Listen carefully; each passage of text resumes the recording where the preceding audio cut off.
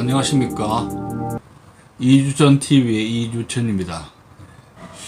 오늘 2021년 9월 27일 월요일입니다.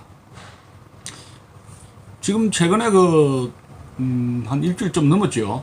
대장동 게이트 그것이 지금 추석 전후로 해가지고 점점 기름에 불 붙듯이 점점 사건이 점점 커지면서 여당 야당 의원들 정치판을 굉장히 지금 어지럽히는 다이너마이트와 같은 그런 역할을 하고 있는 것 같습니다. 그게 변호사 또 검사들 복마전처럼 얽혀있고, 또 용산경찰서 또 성남경찰서 민간인 정신병자로 몰아서 납치 사건이 벌어진 김사랑 납치 사건도 있었고, 굉장히 지금 얽히고 설키고 해서 여야 국회의원들 정치 자금 이런저런 문제가 얽히는데, 그게 천문학적인 이익을 봤다는 것이, 당군 이래에 이렇게 이런 엄청난 스캔들, 대장동 스캔들 같은 사건이 있었는지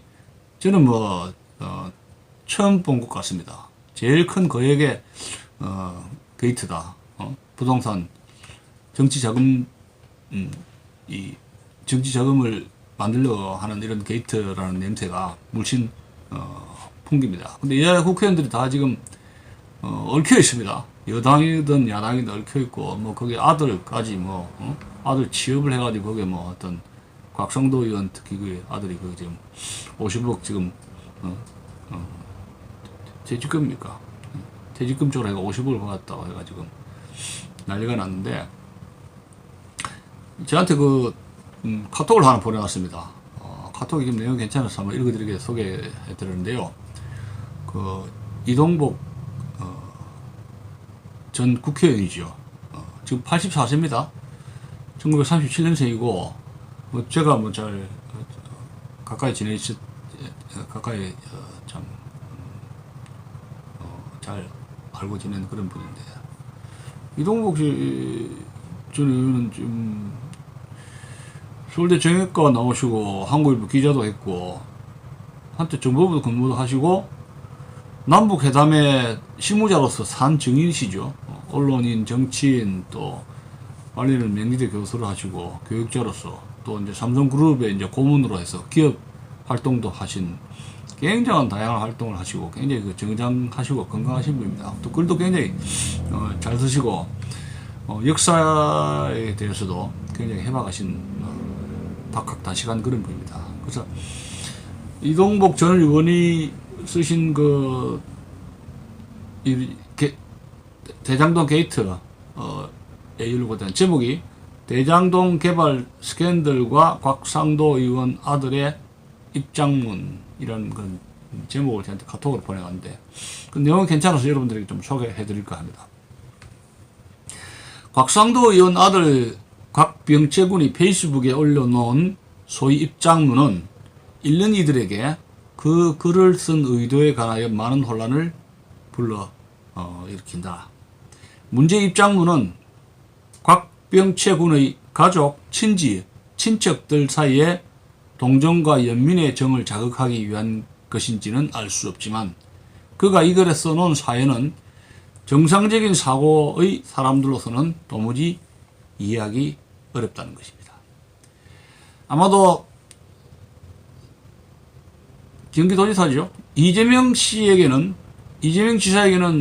다른 사악한 의도가 있어서 그렇게 한 것이 틀림이 없겠지만, 곽병채 군이 곽상도 의원 아들 아닙니까? 화천대유로부터 받았다는 거액의 퇴직금 50억 원은 우선 상식은 물론 법리에도 맞지 않는 거액이다 라는 겁니다. 그보다 중요한 사실은, 비록 아직 법적으로는 그렇게 판정되는데 이런 것이 아니라 하더라도 모든 세상의 도리를 잣대로 하여 생각해 볼 때, 화천대유라는 이름으로 불린 대장동 개발 사업은 총체적으로 알파에서 오메가까지 이재명이라는 희대의 사기꾼이 설계하여 시행한 불법, 탈법, 무법의 부동산 투기였음에 이론의 여지가 없다는 것이다.